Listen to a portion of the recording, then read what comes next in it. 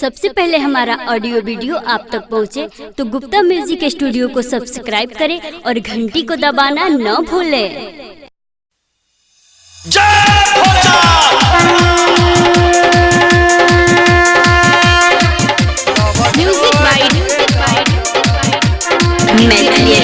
Gupta music studio कसमा मरार।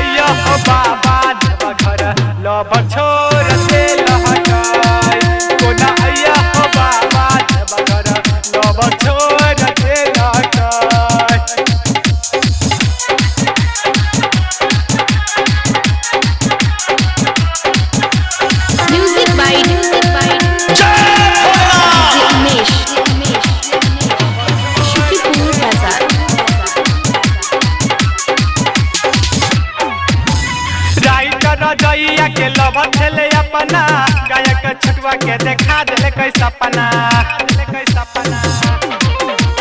परमोद सोनू के lover खेले अपना गायक छुटवा के देखा दिले कैसा सपना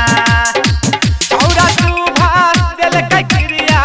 उ बिसर गेल कय चौरा सुभाष दिले कै क्रिया